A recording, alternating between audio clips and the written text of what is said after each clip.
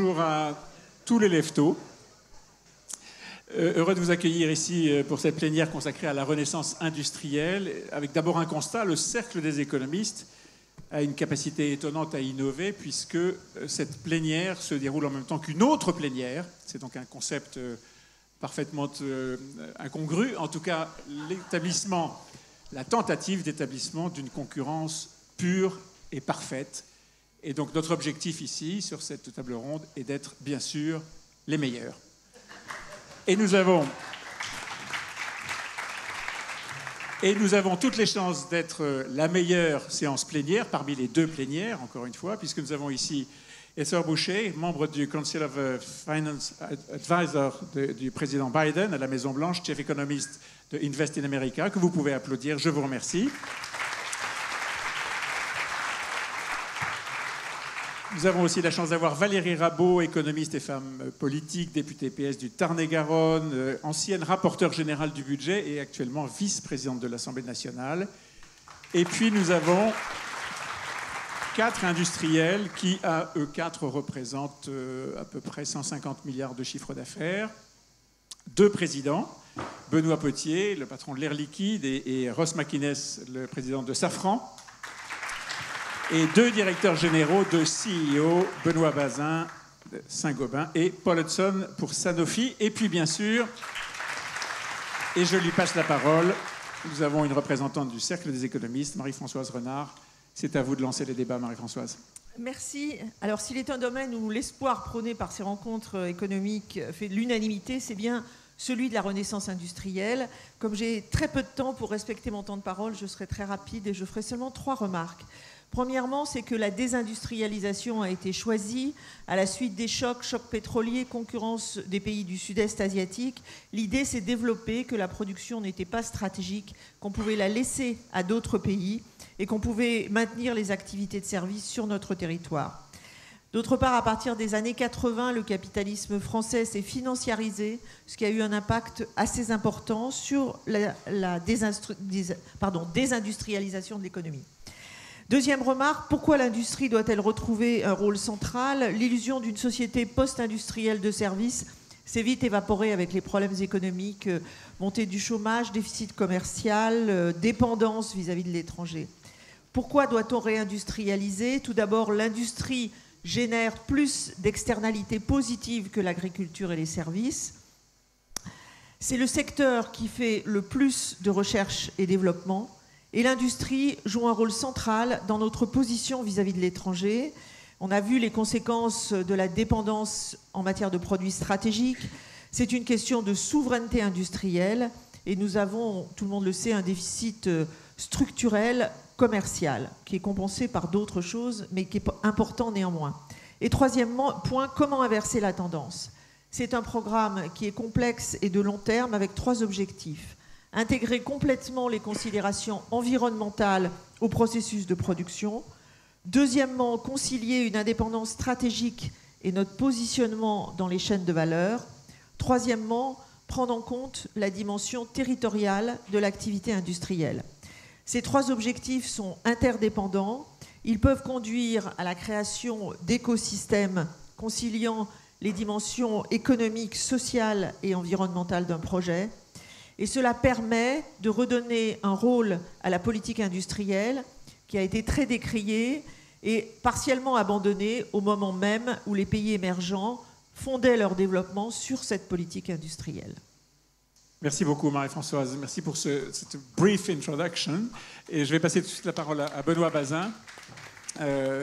Benoît, vous dites que c'est un sujet, la renaissance industrielle, pour autant qu'elle soit avérée, on va en parler pendant 1 heure à peu près. C'est un sujet qui dépasse, dites-vous, largement le seul sujet de l'industrie.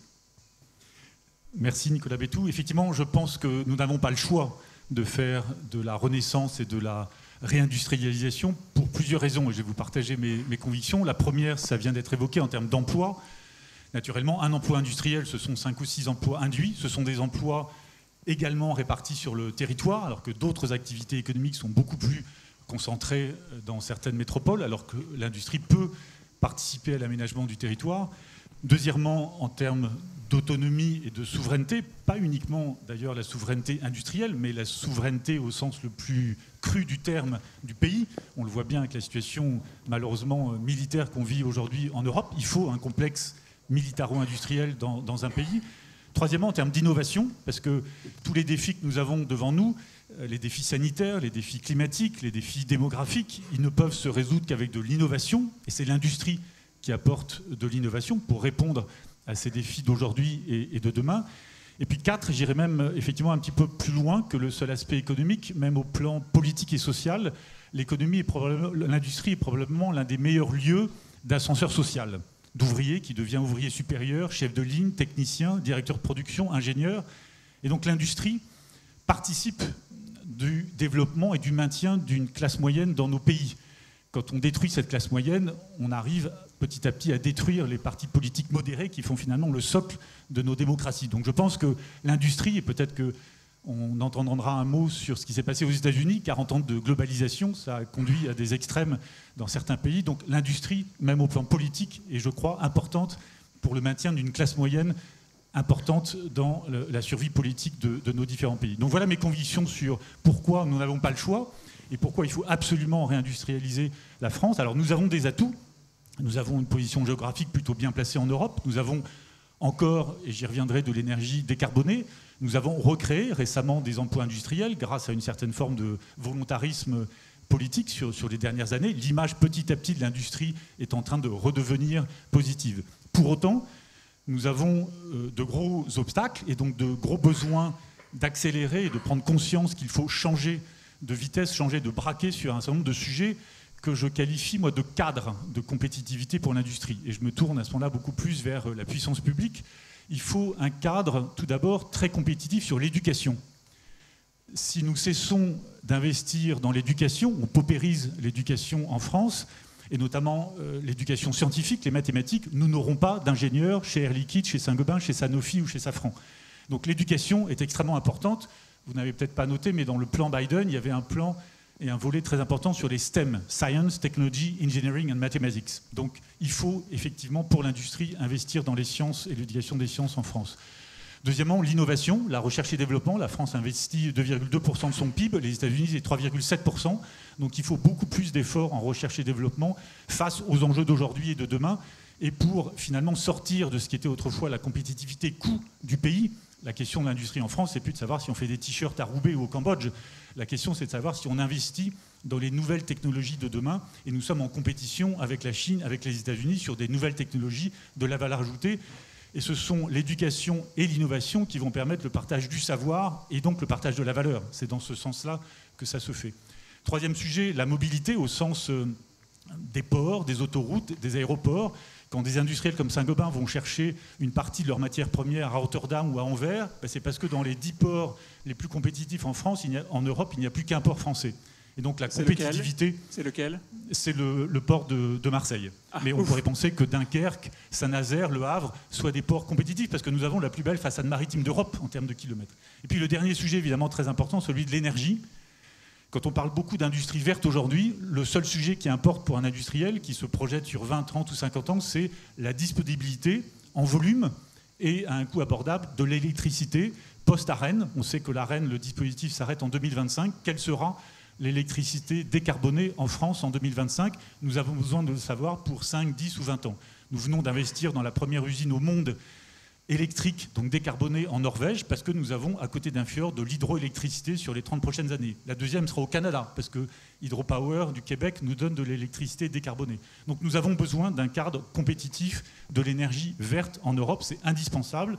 Nous n'avons pas de signaux sur ce sujet-là, et je termine là-dessus. Il faut naturellement que ce cadre que je viens d'évoquer, éducation, innovation, mobilité et énergie, notamment sur l'énergie, c'est nécessairement un cadre européen. Donc je suis confiant, nous pouvons réindustrialiser, nous en prenons le chemin, mais il faut impérativement que ce cadre soit très compétitif. Ça n'est pas à la puissance publique de plonger à l'intérieur du cadre pour nous dire quelle couleur peindre et comment faire un tableau, mais en revanche, la compétitivité de l'Europe institutionnellement doit être très forte sur le cadre que je viens d'évoquer. Merci beaucoup. Merci Benoît Bazin. Juste un mot, est-ce que vous diriez que la renaissance industrielle aujourd'hui en France est entamée ? Est-ce que ça y est, le rebond est enclenché ? le rebond est enclenché parce qu'on a créé 50 ou 60 000 emplois industriels, mais il y en a 100 000 à risque si l'électricité et l'énergie restent chères en Europe. Donc c'est un tout petit début, l'image est plus positive, on a recréé des usines, le pays y travaille, mais c'est très fragile et il faut vraiment changer de braquet et avoir une vision et une stabilité de long terme sur ces sujets-là. Benoît Potier, est-ce que vous diriez vous aussi que c'est très fragile? Est-ce que cette renaissance industrielle est à peine entamée? Merci, bonjour à tous. Oui, alors moi je voudrais, avant de répondre à cette question, faire un ou deux constats.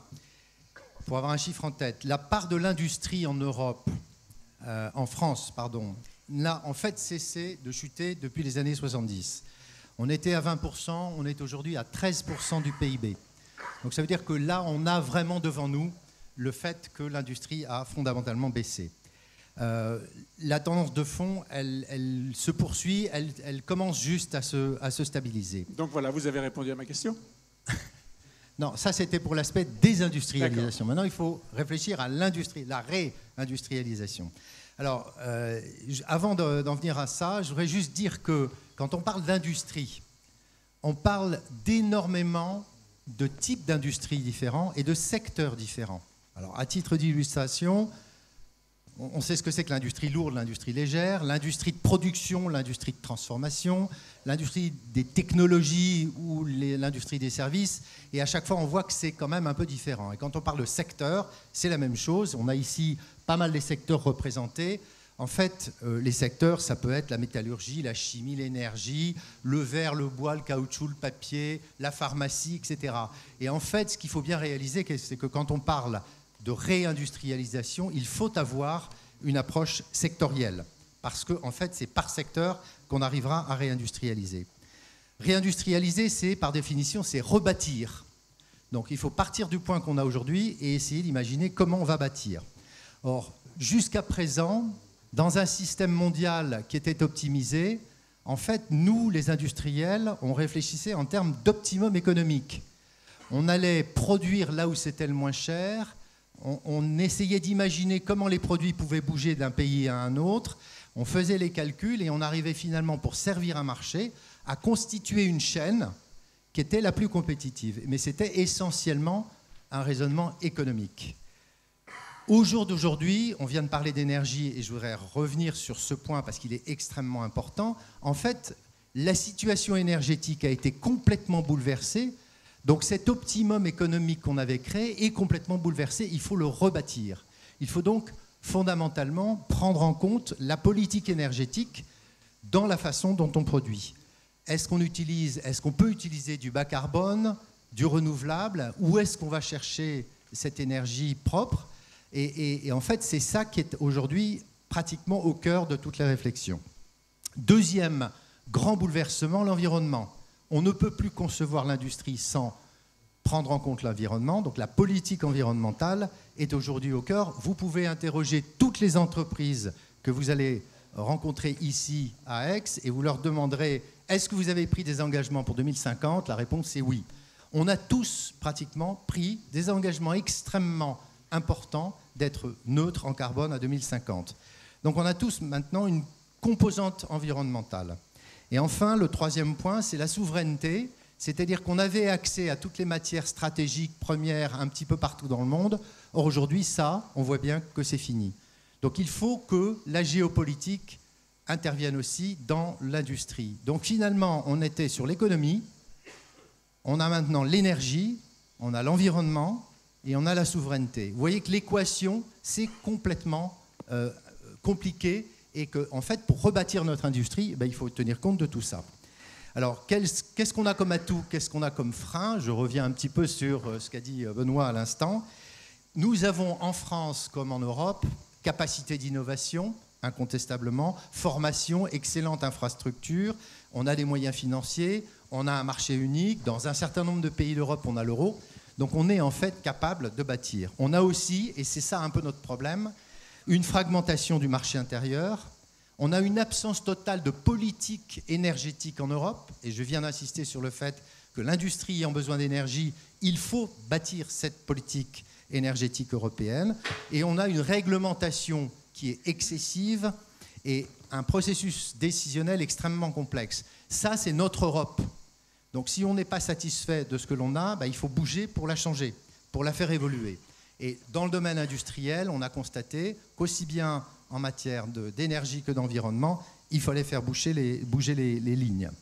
Et puis on a aussi en filigrane quelque chose qui est important, c'est une sorte de défiance qui s'est installée entre ceux qui font les règles et ceux qui les appliquent, c'est-à-dire essentiellement au niveau de l'Europe, la Commission européenne, et des industries. Et je pense que ça, c'est un véritable frein pour tout le monde, c'est-à-dire qu'il nous faut, à nous, pour rebâtir l'industrie, un espace de liberté qui soit bien plus important. On aura sûrement l'occasion d'y revenir, Benoît Potier. Merci beaucoup. Il faut qu'on avance et je vais demander à Valérie Rabault son point de vue sur la renaissance industrielle. Vous savez que politiquement, donc vous n'êtes pas dans la majorité, c'est un euphémisme. Valérie Rabault est députée PS, membre de la NUPES, enfin jusqu'à présent. Peut-être que ça a changé depuis une quinzaine de jours. Les relations sont un peu compliquées en ce moment. En tout cas, je n'ai pas l'impression que vous constatiez que la renaissance industrielle soit là. Est-ce que vous portez un regard positif sur la manière dont le gouvernement, Emmanuel Macron en particulier, a relancé cette affaire de souveraineté, de renaissance et d'industrie? Alors, bonjour à toutes et tous. S'il y a renaissance, c'est qu'il y a eu un peu mort. C'est peut-être le terme est peut-être un peu trop fort. Oui. Ou déclin, en tout cas on va le dire comme ça.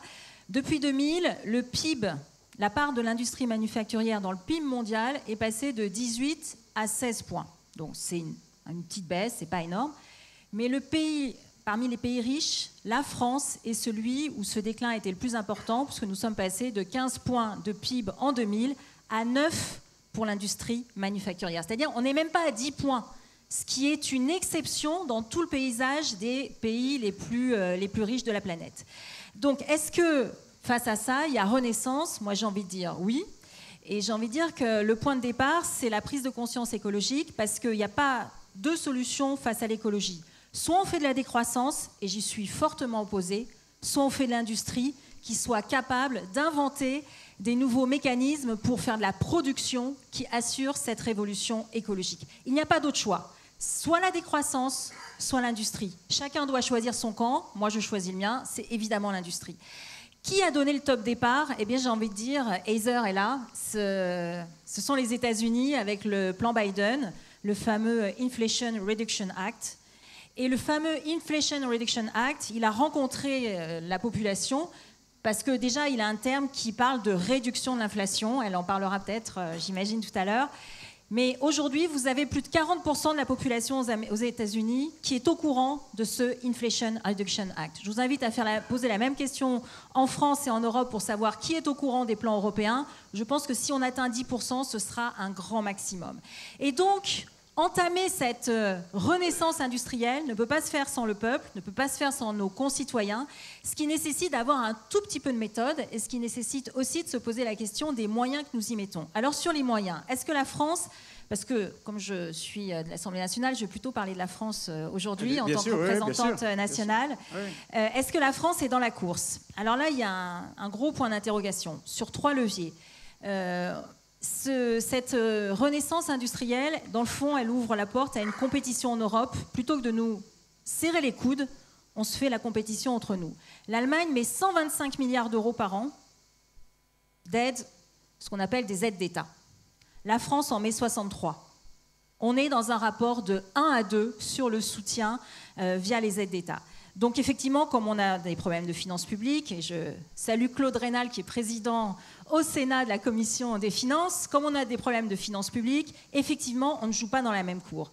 Mais on voit que sur l'ensemble des soutiens qui sont apportés à l'industrie, on est en train d'entrer dans une compétition entre nous. Et cette renaissance industrielle, elle ne fonctionnera pas en Europe si on se fait une sorte de guerre au mieux-disant en termes de subventions.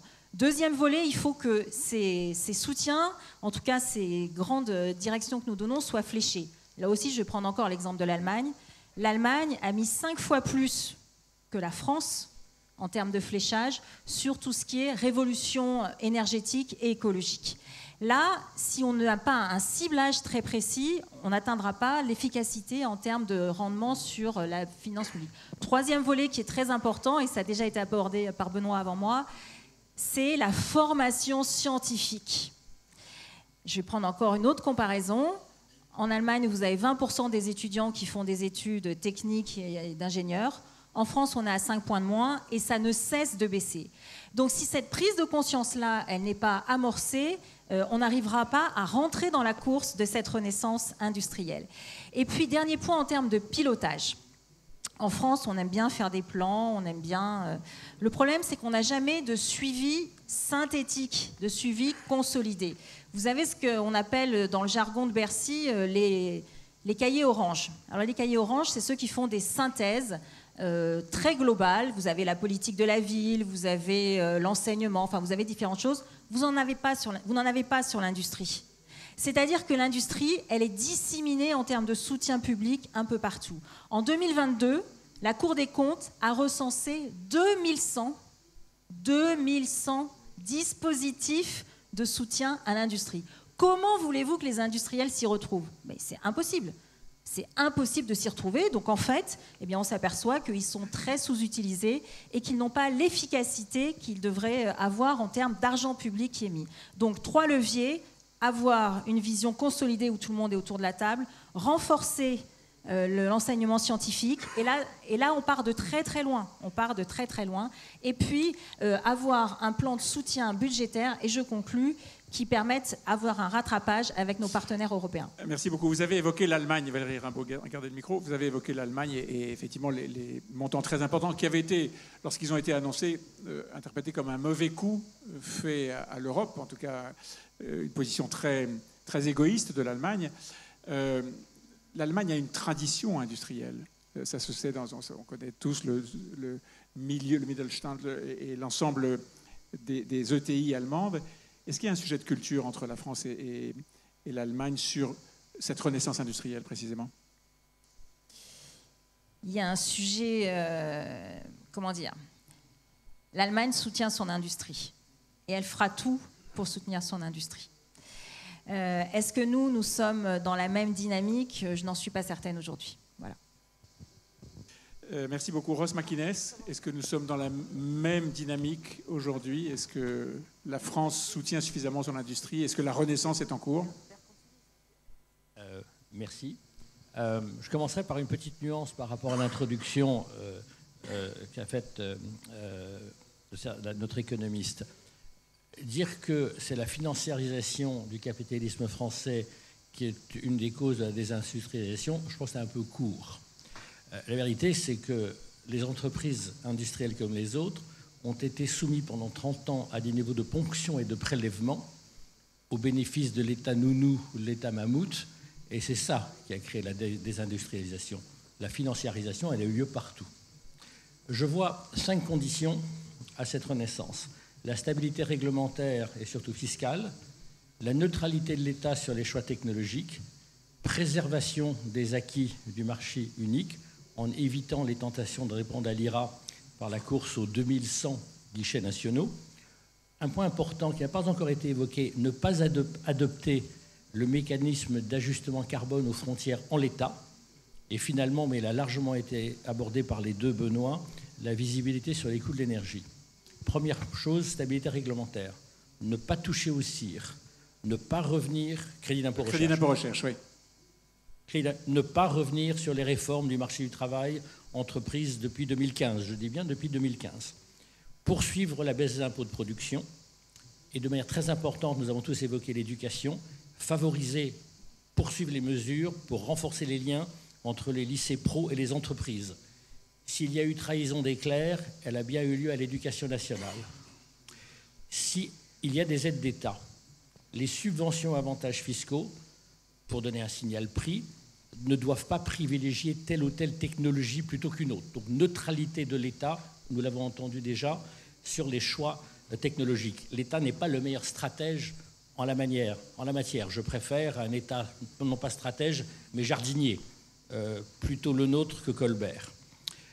Puisque j'évoque les aides d'État, chacun d'entre nous fonce vers un des 2100 guichets dès qu'il est ouvert. Et c'est normal.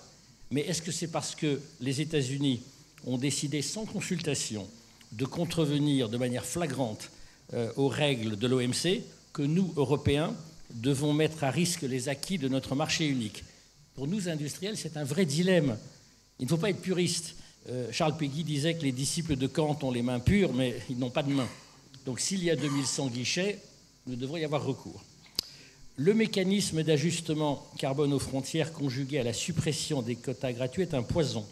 En effet, ne seront pénalisés à l'importation que certains produits de base ou des produits semi-finis, mais pas les produits finis, faute de données fiables. Et en outre, nos exportations seront pénalisées puisque nous subirons une taxe carbone sans compensation. Autrement dit, au moment où les Américains subventionnent, l'Europe va taxer. Cherchez l'erreur.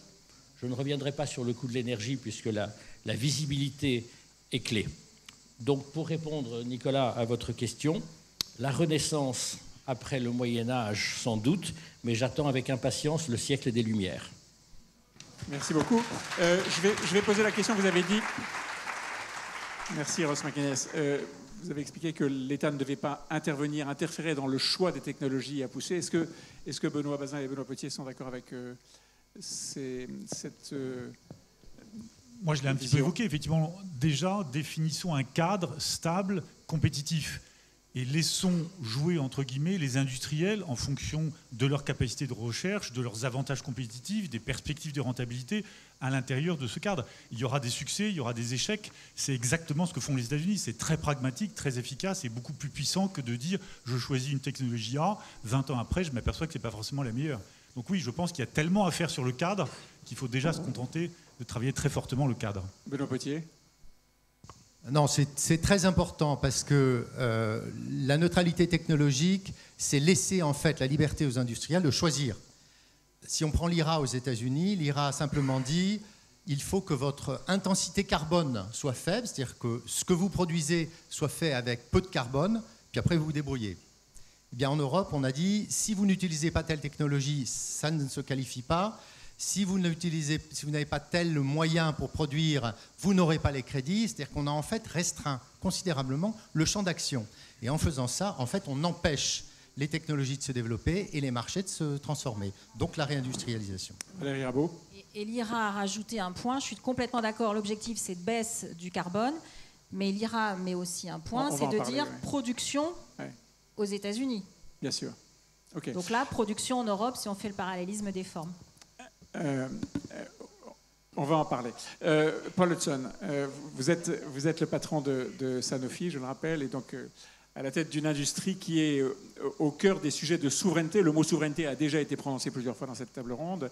Au cœur des sujets de souveraineté. Et s'il y a bien un sujet sur lequel l'État français, en tout cas, a mis un accent particulier en disant qu'il fallait reconquérir de la souveraineté et donc recommencer à produire et organiser une renaissance industrielle en France, c'est bien l'industrie pharmaceutique, votre industrie. Est-ce que ce qui s'est passé en France est conforme à la façon dont vous souhaitez gérer votre entreprise et la développer? Merci. Bonjour à toutes et à tous. C'est plutôt étonnant, en fait, de parler d'une renaissance industrielle. Et en fait, on a parlé de renaissance industrielle et on n'a pas parlé de santé. Alors, je crois que Benoît a parlé d'éducation en tant que levier. Autant que je puisse me souvenir, c'est vrai que lorsque l'on parle d'économie, il s'agit de réconcilier la santé et l'éducation et l'enseignement. Et je dois vous dire que la France a établi une priorité sur la santé, mais aussi une priorité sur la souveraineté de la santé. On va en parler dans quelques secondes. Mais ce n'est pas le cas de l'Europe, malheureusement, et je crois que la santé ne fait pas partie du calendrier de travail en Europe, pas plus que les produits pharmaceutiques. D'ailleurs, la Chine va produire davantage d'avancées cliniques.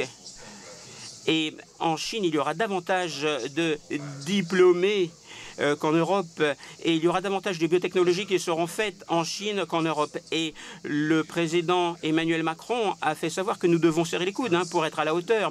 La France est un pays absolument incroyable, mais je pense que la France ne peut pas rivaliser avec la Chine et d'autres pays tout seul. Donc, en fait, nous avons des pénuries en Europe des pénuries de médicaments, notamment suite à la pandémie. Au cours de ces 10 dernières années, les médicaments ont été mis aux enchères.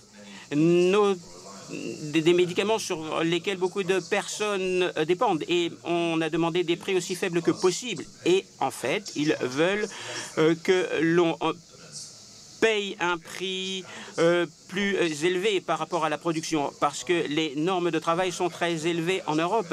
Les fabricants vont aller vers la Chine ou vers l'Inde. Et c'est un chemin que beaucoup de pays ont suivi. Dès que ces organisations en Chine et en Inde doivent investir du capital dans la modernisation des infrastructures, alors ils le font et puis ils vont passer à un autre projet. Il n'y a pas de projet central en matière de médicaments en Europe. Les gouvernements vont m'appeler et ils vont me dire pourquoi vous n'allez pas fournir les médicaments. Alors moi je vais leur dire parce que vous voulez que vous allez nous faire payer un prix qui est plus faible que celui de la fabrication. Et en fait, il y a des tensions qui sont à l'œuvre. Et donc, si vous croyez véritablement dans la souveraineté, en fait, il ne faut pas paniquer. Vous n'allez pas construire une autre unité. Il faut 5 ans pour construire une unité de médicaments parce que les normes sont très élevées. Donc 5 ans. Donc si on commence maintenant pour construire une usine de paracétamol, en fait, elle sera prête en 2029. Donc en fait, je ne pense pas que l'on puisse faire preuve d'agilité en temps et en heure. Donc ce qu'il faut, c'est que les gouvernements en Europe doivent réfléchir en amont afin de s'assurer que les médicaments et la souveraineté soient soutenus. Donc, on leur demande d'être à la table des négociations pour faire des prédictions en matière d'investissement. Donc, il faut que la santé devienne un impératif. Mais en fait, il n'y a pas d'intérêt pour cela en Europe. Donc, je dirais que l'Europe traîne un petit peu. Alors bien sûr, nous avons un rôle à jouer parce que nous sommes une entreprise axée sur les médicaments, parce que nous, notre objectif, c'est d'améliorer la vie des gens en dépit du manque d'intérêt de l'Europe et en dépit de stratégie de l'Europe. Mais il faut continuer à innover parce que nous faisons des médicaments de haut niveau. Alors, parfois, les gouvernements ne veulent pas payer pour cela. Et souvent, les médicaments sont fabriqués ailleurs. Et c'est là que la souveraineté est importante. S'agissant de la neutralité carbone, bien sûr, à Sanofi, on est heureux de ce qu'on fait en matière de net zéro, de neutralité carbone. Mais les investissements en matière de santé, ce n'est pas simplement parce que la pollution donne lieu à des problèmes de santé, mais si en fait on ne peut pas prendre en charge les personnes, alors la santé des personnes sera mise à mal. On parle d'inégalité en matière d'accès aux soins. En fait, si vous êtes un adulte en bonne santé, normale, vous allez créer 15 tonnes de carbone dans votre vie. Si vous êtes prédiabétique, si vous changez votre style de vie, vous ne serez pas diabétique. Et si on intervient en amont, on va pouvoir en fait créer 45 tonnes de carbone. Alors, il faut savoir comment la prise en charge est réalisée, comment les médicaments sont prescrits, comment les médicaments sont produits. Donc, en fait, cela revient à créer 300 tonnes de carbone parce que votre style de vie n'était pas à la hauteur. Et donc, en fait, vous faites partie du problème que vous créez. Et puis, dernière seconde, s'agissant de l'IRA, bien sûr, nous applaudissons parce que c'est quelque chose de visible, c'est clair. Mais bien sûr, le diable se cache toujours dans les détails. Et pour le secteur de la santé, l'IRA, c'est un défi. Et en fait, cela récompense beaucoup les intermédiaires et bien sûr, je pense que nous aurons beaucoup moins d'avancées pour le cancer au cours de ces prochaines années. Merci.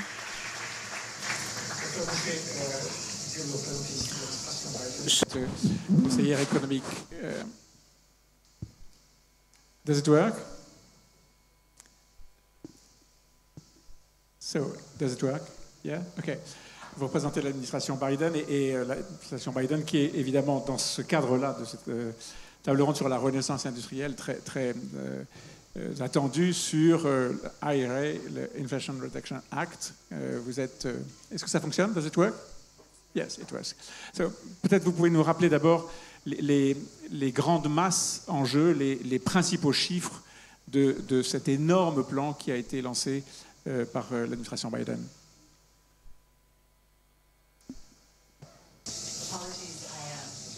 Oui, je suis désolé, je ne parle pas français, je parlais anglais.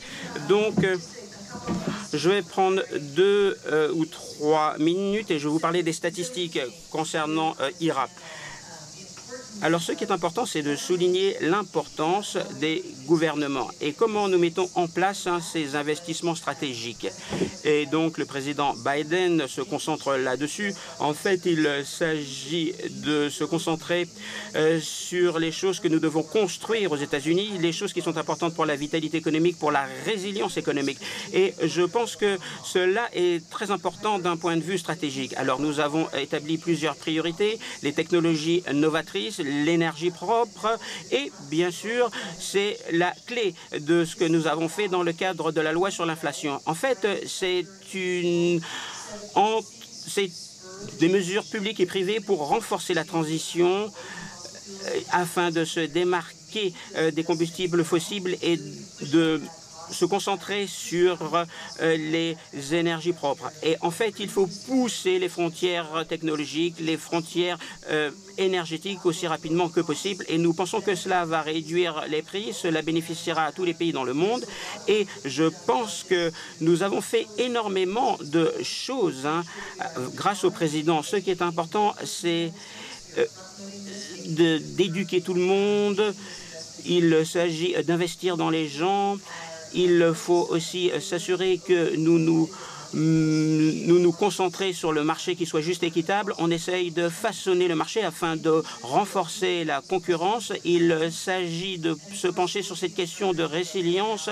Et puis, bien sûr, il faut faire des partenariats avec nos alliés dans le monde. Il faut que tout le monde soit uni. Alors, bien sûr, cela n'a pas été simple pour les États-Unis d'être leader en matière d'énergie propre. Alors, vous avez parlé beaucoup des montants investis dans une loi qui va durer 10 ans. Mais si vous prenez les 370 milliards, mais en fait, cela représente un dixième de ce que les pays doivent investir en matière d'énergie. Donc en fait, c'est un énorme pas, mais c'est une goutte dans l'océan en fait.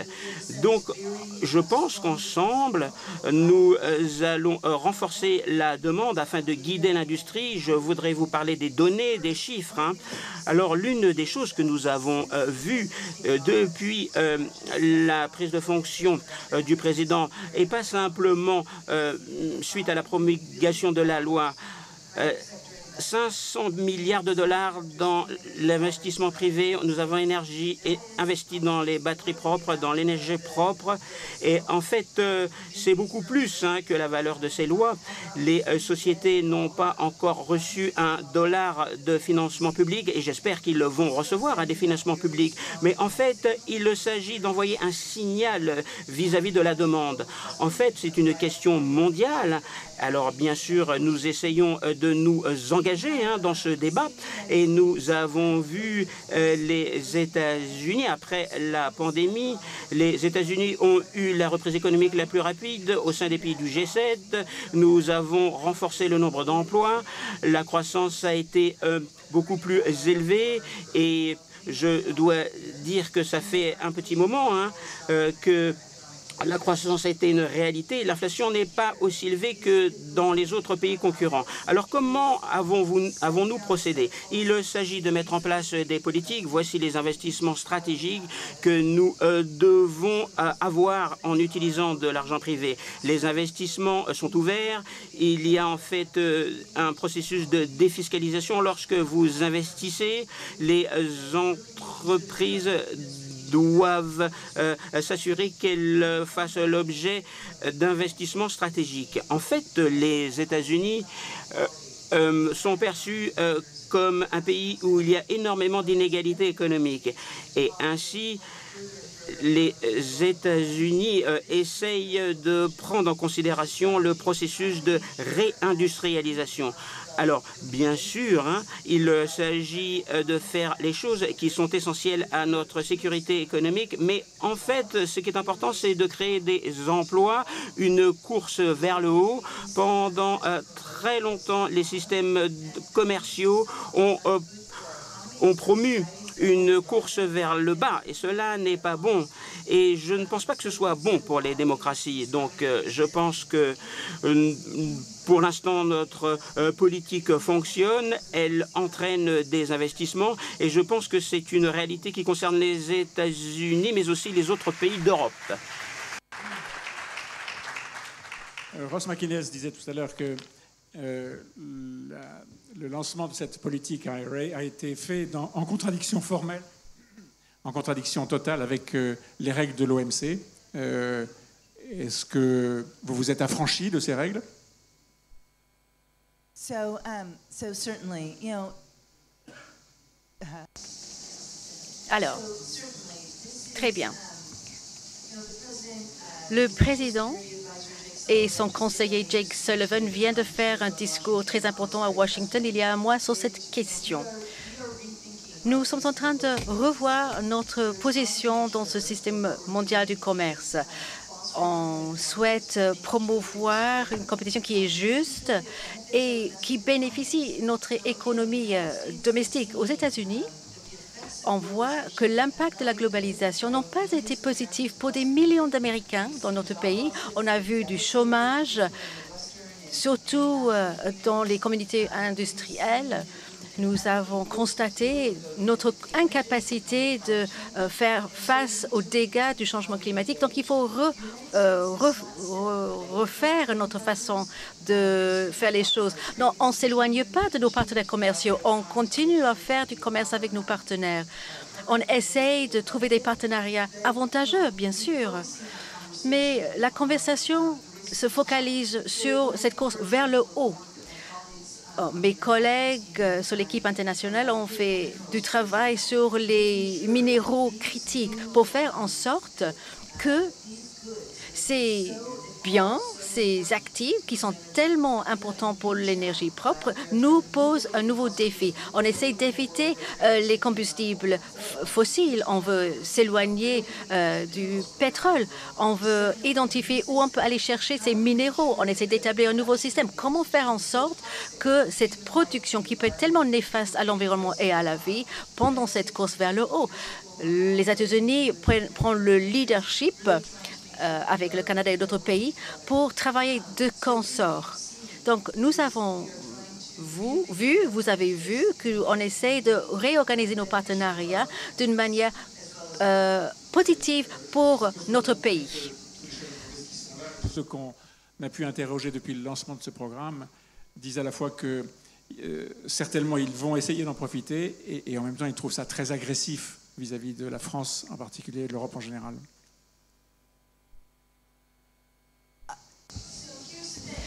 Je vous explique. Je pourrais dire plein de choses. Bon, bref. Nos politiques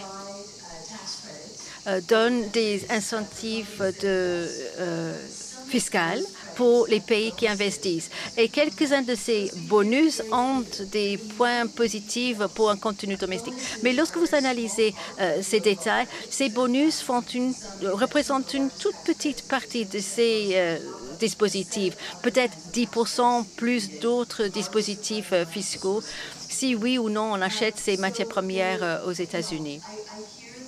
Donc oui, je comprends votre frustration. Mais lorsqu'on regarde les détails et les subventions données aux sociétés américaines, ce n'est pas plus que vous ne faites vous-même au niveau de l'approvisionnement et dans le programme Buy America. Je n'ai pas le temps de parcourir tous les détails, même si je reste sur place pour répondre aux questions après, en dehors de cette scène. Mais il faut ne pas oublier que la chose la plus importante que nous devons tous faire pour nos économies propres, pour notre sécurité économique nationale, est d'adopter cette transition énergétique. C'est ce que nous faisons. Nous faisons en sorte d'investir. Nous sommes l'un des pays les plus riches du monde. On a fait cet investissement pour envoyer ce signal très fort et rendre possible aux industries de se développer et pour participer à cette innovation pour produire à l'échelle les technologies dont on a besoin pour nous écarter des combustibles fossiles, pour enfreindre les dégâts climatiques. La seule manière de faire est de trouver de nouvelles sources énergétiques. C'est pour cela que nous réalisons ces investissements. Il faut combien de temps pour construire une nouvelle usine énergétique? Une usine automative. On voit ces investissements qui commencent d'ores et déjà pour les batteries, l'énergie solaire, les véhicules électriques. Ça se passe aujourd'hui, mais on le voit également dans d'autres pays. N'oublions pas, comme je l'ai déjà dit, je me répète, je me permets de me répéter. Pendant 10 ans, nous investissons 1/10 de ce que nous devrions investir annuellement. Afin de résoudre ce problème, nous savons que nous avons besoin de centaines de milliards de dollars investis dans les technologies d'énergie propre, non pas seulement pour nos pays, non pas seulement pour l'Europe, mais pour rendre plus abordables ces technologies, pour que tous les pays du monde puissent se les acheter. Juste effleuré, et encore pas en le désignant proprement, en France, construire une usine, aujourd'hui, c'est très compliqué, à la fois parce qu'il y a une opposition générale, le fameux effet NIMBY, Not in my backyard, et aussi parce que la France est un pays où les normes et les autorisations administratives sont tellement empilées qu'il faut des années et des années. Combien de temps pour construire une nouvelle usine, Benoît Bazin ? Effectivement, on est plutôt à parler entre 3 et 5 ans, selon les situations. Moi, je pense que ce qu'on vient d'entendre, ça nous montre le pragmatisme américain. Ça nous pique, et tant mieux, à nous d'être pragmatiques, à l'Europe d'être pragmatique. Moi, c'est ce que je retiens. La deuxième chose, c'est qu'on entend une logique d'investissement. Il faut véritablement, face aux défis de technologie, de décarbonation, rentrer dans une logique d'investissement. Donc, travailler en Europe et en France nos dépenses de fonctionnement pour se donner des marges de manœuvre d'investissement. Et puis, 3, les États-Unis sont sortis de la naïveté vis-à-vis de la Chine. Les États-Unis taxent un véhicule électrique chinois à 28%. En Europe, c'est 10%. Il n'y a pas de constructeur automobile sur la table, mais je pense qu'il dirait très bien, ne soyons pas naïfs, sinon le véhicule électrique chinois va prendre 5, 10, 30% ou 40% en 5 ans du marché automobile européen. Donc ça nous oblige aussi, nous, Européens, à sortir d'une certaine naïveté pour faire ce qui est bon pour la classe moyenne, le middle class manufacturing en Europe. Paul Hudson.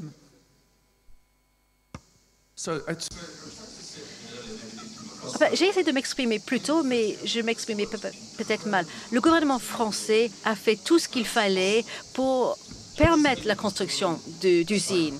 Nous, par exemple, on construit une usine près de Lyon qui va être l'usine la plus moderne dans le secteur pharmaceutique. Donc, c'est vraiment la crème de la crème. Donc, le gouvernement français encourage de nouvelles normes dans cet environnement pour créer des emplois en France. Mais la question reste, pourquoi l'Europe ne s'intéresse pas à la santé et sa contribution au PIB? Je vous laisse avec un chiffre. Dans 50% des nouveaux médicaments contre le cancer et autres maladies, 50% de ces médicaments approuvés en Europe ne sont pas disponibles pour les patients en Europe. La moitié. Donc, si vous avez quelqu'un qui est malade, vous avez du mal à trouver la solution, vous vous demandez pourquoi il n'y a pas d'innovation, permettez-moi de vous dire qu'il y a un manque d'intérêt en Europe. L'Europe ne souhaite pas innover et investir dans l'innovation. Valérie. Vous avez une circonscription dans le Tarn-et-Garonne. Vous êtes donc probablement soumise à un certain nombre de pressions dès qu'un projet industriel ou un projet d'extension d'un entrepôt, de tel ou tel type d'usine se présente chez vous. Comment est-ce qu'on gère la pression de l'opinion publique locale? Et accessoirement, puisqu'ils font partie de vos alliés, comment est-ce qu'on gère la pression des écologistes?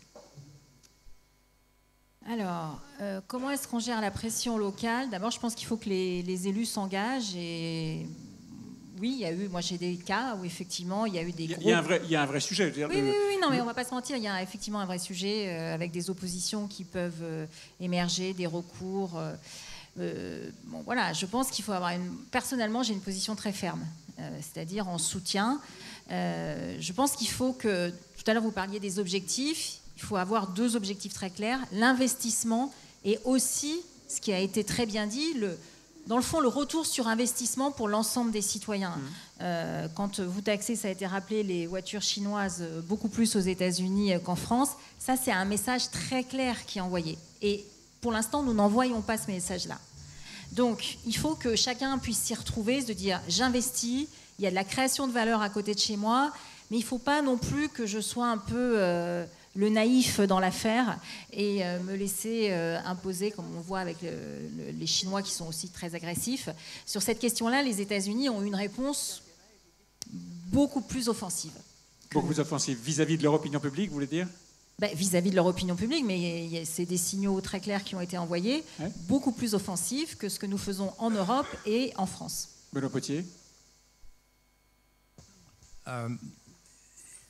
Moi, je dirais que sur un domaine que je connais très bien, qui est l'hydrogène, on s'est battu pendant 10 ans pour intéresser les États-Unis à l'hydrogène.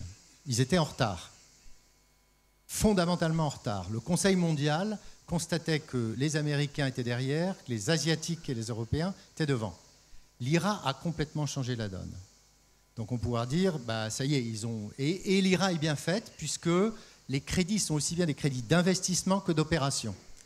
Ceci étant, ce n'est pas non plus la panacée. Il ne faut pas croire que l'IRA a tout changé et qu'aujourd'hui on n'est plus en mesure de faire quoi que ce soit. L'IRA, c'est une somme de crédits qui s'applique si tel critère est rempli, tel autre critère est rempli. Donc pour l'hydrogène, par exemple, on peut aller jusqu'à 3 $ du kilo de crédit sur le prix, mais en fait c'est 6 fois 0,5. C'est 6 fois 0,5, c'est-à-dire qu'il faut cocher 6 cases pour arriver à avoir le crédit. Ouais. Ça, c'est très important. Sur les permis, les industriels américains se plaignent qu'il faut 6 ans aux États-Unis pour obtenir des permis pour construire une usine, en particulier dans certains États comme la Californie. Donc je crois que la prise de conscience qu'on a eue en Europe a quand même changé la donne et qu'aujourd'hui, on est en train de reprendre un certain nombre de points de leadership par rapport aux États-Unis. Un tout dernier mot, Heather Boucher, rapidement. Yes, et Marie-Françoise ensuite. Tout à fait, j'aimerais bien.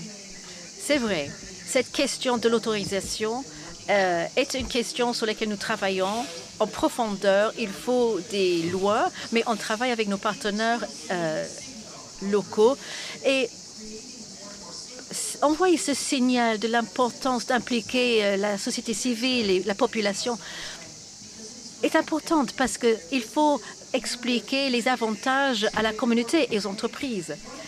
L'une des choses qui est très, très importante et ce qui existe dans cette conversation sur la réindustrialisation, c'est qu'on le réalise parce qu'on souhaite que les industries soient compétitives, mais également on le fait parce que nous croyons que ça sera avantageux aux gens, aux travailleurs, à l'environnement. Donc on croit que c'est très bien pour nos populations et il faut jamais perdre cela de vue. Tout ce que nous faisons dans notre stratégie industrielle, on prend l'offre et la demande des deux côtés. Il faut que les investissements soient placés dans les communautés là où ils en ont besoin. Et c'était un point que je voulais juste souligner. Une minute pour conclure. Parfait. Ce que je retiens du débat, c'est d'abord l'importance des effets systémiques de l'industrie. Vous avez rappelé que c'était le meilleur ascenseur social. Et je crois qu'un des grands intérêts de l'industrialisation, c'est ce que dont je parlais au début en parlant d'externalités positives. Ensuite, il faut travailler sur la compétitivité hors coût. Et en tant qu'universitaire, je ne pourrais que défendre l'importance de la formation, et notamment de la formation scientifique, et de l'innovation et de la recherche-développement. Et enfin, le besoin d'un cadre compétitif et d'une politique européenne claire, notamment en matière énergétique, ce qui est fondamental pour les entreprises qui ont besoin d'un peu de vision. Je vais m'autoriser une remarque personnelle en tant que spécialiste de l'économie chinoise. Je ne crois absolument pas à l'idée de naïveté. On a géré des intérêts opposés et on a souvent donné la priorité au court terme par rapport aux intérêts de long terme. Très bien, merci beaucoup. Merci à tous. On a vraiment fait la meilleure des deux plénières, de très loin, de très très loin. Merci Heather Boucher, Paul Hudson, Ross Martinez, Valérie Rabault, Benoît Potier, Benoît Bazin et Marie-Françoise Renard. Merci beaucoup.